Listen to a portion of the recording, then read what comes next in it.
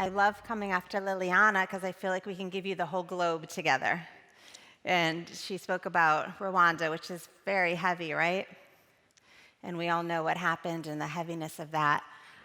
And I'm going to share with you what's happening right here in America, but I'm not going to leave you there. So we're going to go here, and then we're going to transition up, and I'll leave you in a place of hope. Because it's hard to hear sometimes, right? It's so hard to hear. But so I'll do it, as she said, in sharing our stories. I'm just going to share my story with you. And it's interesting how things unfold, and I hope it prompts you and inspires something of your own story. It was about a little more than a decade ago that I moved from Chicago to Florida, and I had one intention with that move. It was to do nothing. My goal was to do nothing. I had been overworked, over-volunteering, over everything, and really probably doing it out of the wrong place. And we had a vacation home in Florida, and we were just going to sort of relaunch. And I was down there for about a year, did nothing for about a year, sort of resting, trying to not do anything that I wasn't called to do. And because of a series of events, I got involved in a women's event that literally was just supposed to be a beautiful one-time event. It was called Spiritual Spa and Leadership Refresh for people to really slow down, sort of like this. Come, pause, rest, take care of yourself. And we just wanted to find a little underdog charity. I had just moved to the Sarasota area. And as I started asking, what is it that we could bring to the light? I don't want something that everyone knows about. What's like the underdog thing happening? So back in 2010, I was told, well, our local children are being sold for sex. I'm like, what? Because I know like the story you just heard, right? And I know India, and I know Cambodia, and I know Mexico maybe, but I had just moved to Longboat Key, Sarasota, Siesta Key.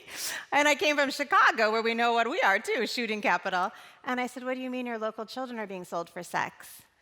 And that is what unfolded what became this whole decade of my journey, because then what they told me hit me in my deepest place.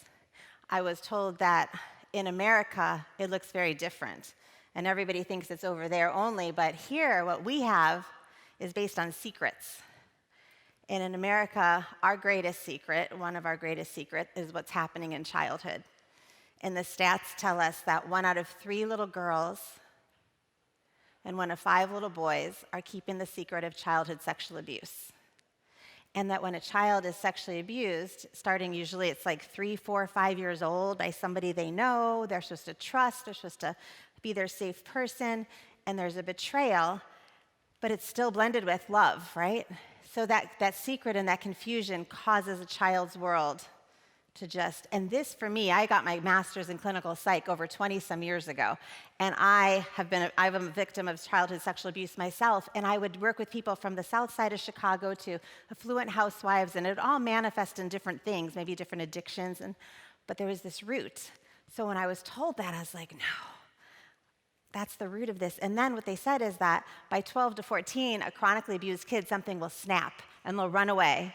And once they hit the streets in America, in any zip code, within 48 hours, 85% of our own kids running from the most horrific situations at home, within 48 hours, 85% of them will be approached by a predator. And he will literally just have to say to them, are you hungry? Do you need a place to stay?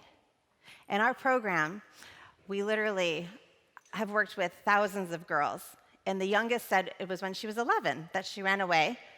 And she said, whatever is on the streets has got to be better than what happens in my bedroom every night with my dad and my brothers. And she ran.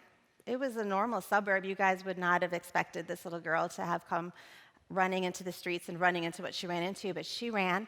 And they will say that the first thing that will approach a girl will be, they'll call him either a Romeo pimp or a gorilla pimp. So her first guy, within the 48 hours, she said it was like a 50-year-old man. He said, I'll give you $10 to have sex with me. She's like, he's not my dad? I could buy McDonald's? This is great. Think of an 11-year-old mind that has been groomed for that. You know, I have a book that came out called Groomed, and we all have been groomed to being conditioned to different things. She's like, this is great. Her next guy was her gorilla pimp. Once a guy gets one of our children, any zip code in America, they are then sold 15 to 40 times a day typically for 7 years. And this is happening every day, everywhere, and we are all like eyes wide shut. So the last decade of my life, what my quest to do nothing, as I uncovered this, I was like, oh my gosh, who do we write a check to? Just wanted to write a check. And there was no one. And 2 people that were also part of this committee for this event, they're like, this is our calling. We're supposed to give them a home. And over the last decade, we have built the most beautiful program for our own American children. And the reason I love it is because it could be your child, my child. They look just like all of us in this room because they're from every zip code. And they come in, and we do housing at 18, and they don't have their high school diplomas. They've been on the streets since they were 12. They've been told they're stupid, they can't learn. And what happens is they come to us, and we tell them, that's not true. And they stay with us 1 to 3 years, they get everything back. So it's like restoring a childhood. So actually, here in America, it's the most hopeful situation. We just need an awakening. We need people to wake up to it, because these little girls will come in, and they may have been left for dead in a garbage bag. Some of them have been scalped for trying to keep money, and they don't even know how to dream. But the beautiful thing and the resiliency is that they can learn. And we have worked with thousands, and our rate of success is 75% do not return to the street because they finally have a place to undo and unwind and have their trauma reset and believe in themselves, and they launch. And so we are rebirthing, giving children back everything that was stolen and walking them into that beautiful freedom. But along that journey, I was building curriculum. And as I said, I had my master's degree 20-some years ago. And as we were starting it and going around the country learning best practices and taking the best practices and seeing if you could do anything more with it, it grew into a prevention program for kindergarten through 12th graders, because if you could help them learn what the difference is between a secret and a surprise, they learn not to keep secrets. No adult needs you to keep secrets. So you get in there and you start unpacking that. And then before you know it, you train law enforcement, they know what they're looking at, and we're creating something that could change and could eventually help us not need these safe homes. But as I was in there and creating this curriculum and working with the girls and leading groups, I'm leading groups on sexual abuse, codependency back in the beginning, and boundaries. As I would listen to their stories, I saw myself. And I'm like, she may have been sold. All the girls said 20 was my number. Usually 20 times a day I was sold, had to do something. But as she shared, she was not much different than me. She talked about her childhood and the secrets that she kept and how she made this choice and that choice. It sort of stirred up in me like, I've made some choices and I've made some decisions. And the way they talked about their relationships, I'm like, I think I'm in a relationship like that. And I had realized that in my own childhood, I had lost my sister when I was little. I had been sexually abused by a friend of the family. I had been raped. And I just kept enduring, and I kept it inside, and I kept enduring. And watching these girls, I learned that I didn't have to keep these secrets anymore. And even though I had dealt with them on many levels, there was pieces in me. And I was asked at the time, I had an agent that was working with me. He said, will you write this book, Simon & Schuster, Random House, they're asking. And I happened to be going through a horrific divorce. And I'm like, I can't write a book. My brain is so figuring everything out. I'd done all my life, all this work to try to be better, and here I am bringing healing.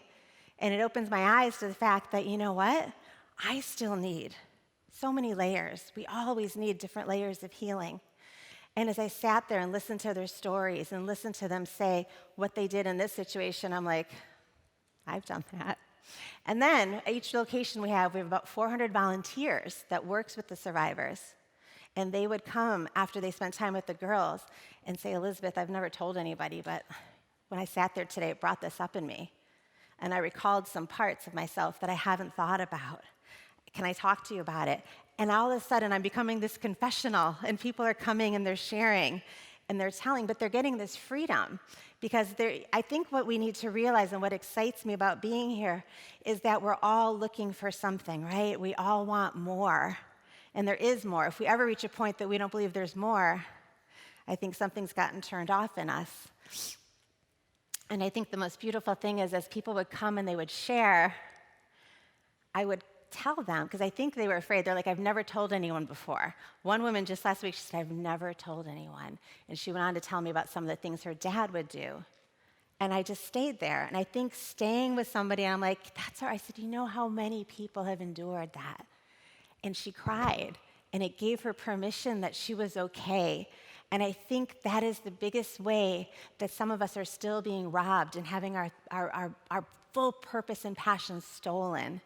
Because what we go into in Selah Freedom and in the book is how we walk into a period of Selah. And I love that you guys sat in a Selah right before I came out, because Selah is to pause, to rest, to reflect. And what I'm hoping that you'll do with me is take a moment, because I think each one of us has something in us. How many of you have heard 2020? This is the season of clarity. Everything's coming into focus. This is it. We're about to come to this next level. And I think I think each one of us is being invited to the next level of freedom.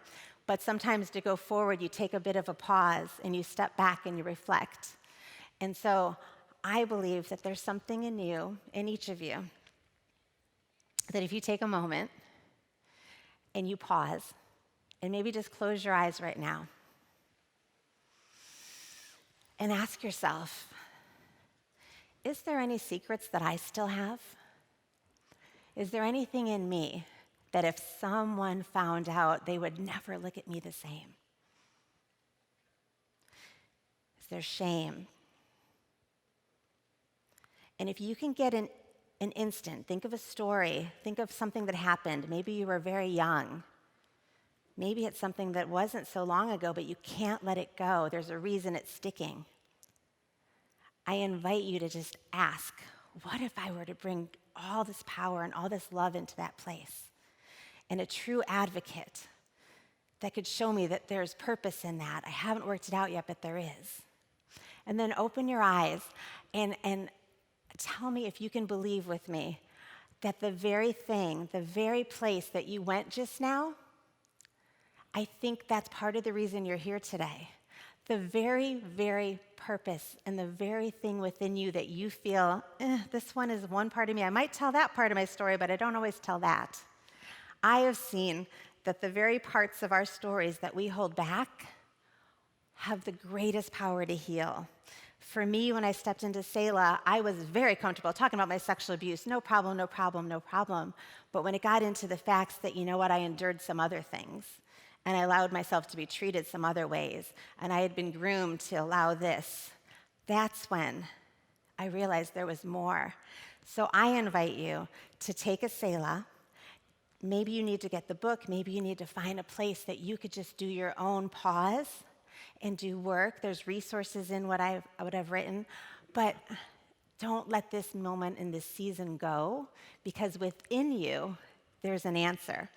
And I have watched again and again and again people come to life with the very thing that they felt bullied, embarrassed, ashamed, stolen from, is a powerful place that if you get that healing in that place and in that moment, you are able to step into amazing and divine purpose. I always say that, Selah means to rest, to pause, to reflect. And if there's anything stirring in you, I ask you to just let it stir, let it come up, because there's only one you, and who you are is so unique. In your story and your power to be able to retell your story to somebody, maybe tonight you share some things you've never shared before and let somebody respond to you, because I believe that our greatest power is being free. Because the way that we have watched our girls at Selah, they don't walk in shame anymore. Some of them are 19 years old and they're sharing things I've watched 55-year-olds struggle to talk about from their childhood. And they have this boldness and this freedom, and it makes them attractive. And as I stand and I'm able to say, I know I had this happen to me, but it doesn't define who I am, and I share with them the crazy of my life, they're like, you don't look like that. I'm like, you won't either. But what excites me is that all of us were called, because this season, the world is so confusing. And I just pray that you will pause, take your Selah, and then step fully into your position. because it is vital. We're at a time right now where you are so needed. So I invite you to just take that step and take that challenge and take that chance. Thank you.